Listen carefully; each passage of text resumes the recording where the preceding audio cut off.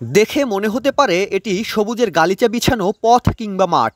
আসলে তা নয়, এটি একটি খাল। বরগুনার আমতলীর সুবন্ধি খালে কচুরিপানা জমে এমন অবস্থা।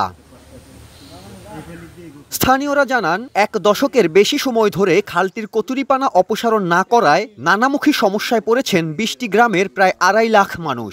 পানি দূষিত হয়ে স্থানীয় বাসিন্দাদের নানা রোগবালাই লেগেই থাকে।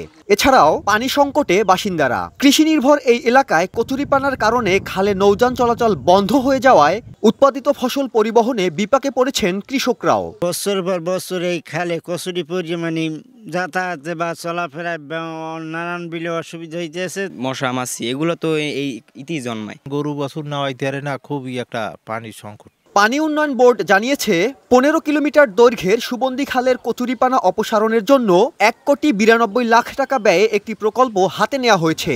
এছাড়া খালের পানি প্রবাহ নিশ্চিত করতে সংযোগ খালগুলোর খনন কাজ চলছে। খনন কাজ সমাপ্ত হলে আমরা কচুরিপানা অপসারণ কাজ শুরু করব।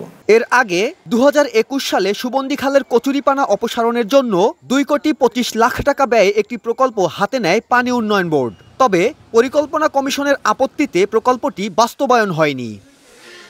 সাইফুল মিরাজ, সময় সংবাদ, বরগুনা।